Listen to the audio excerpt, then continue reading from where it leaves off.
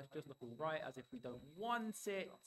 We're going to be blowing up some iron there, maybe? Maybe some iron ore. I can't quite see it on the little brightness thing, but maybe some iron ore just to get the iron amount up. Oh, we're on 13 anyway.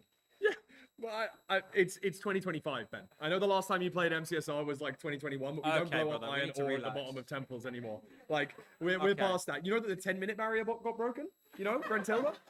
Okay, can we just like set it? It's basically past my bedtime. Okay, like that's the issue we're running into at the minute. Okay, we can just you take me. Like, okay, well, this could be your final seed of the day. I'm sure you don't want that to be the case.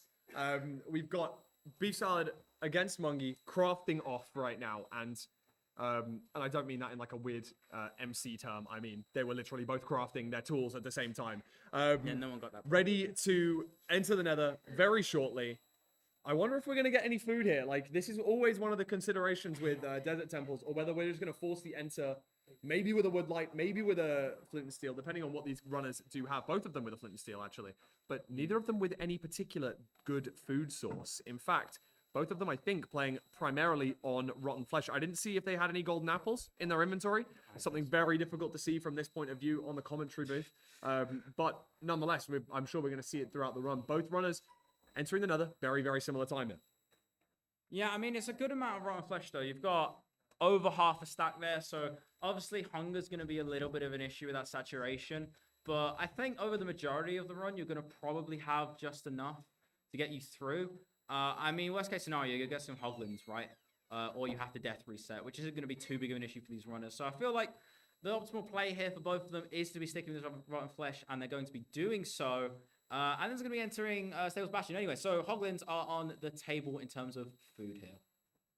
Yeah, I know that the crowd... Oh, Beef Salad taking a little bit of damage there. I know that the crowd here can literally hear when Beef Salad does his drags. Like, I absolutely love the sound that it makes. Like, you can hear when he's about to boat clutch and when he breaks the boat afterwards. It's really cool. I know that the people at home, you probably can't hear that, but quite frankly, maybe you should have been here. That probably would have helped you out. You know what I mean? No, you couldn't. You sold out. I mean, yeah, we did sell out, so you couldn't have really been here. Maybe you should have got the tickets on time. But nonetheless, Beef Salad and Mungie both doing their triple to gap route, I assume. I don't know if they're doing double triple, but I assume it's triple to gap at this stage. Looks as though it is that way. Mungie doing a cool right side round, grabbing the chest, heading himself down and going into the gap. Lots of pigs. There's going to be lots of pigs here for both runners. Yeah, I love the variations of these routes they do. I don't love the amount of damage they take from them. It always gets you on the edge, really. It's just like so fine and so well orchestrated and put together to calculate just how much damage you're likely going to take. I mean, there's the reason why these runners are such top runners, right? They're able to just crank things down to the absolute millisecond, the most minute differences, and that's why they're at the top. That's why they're here competing today at the Lewis Fulham Invitational. And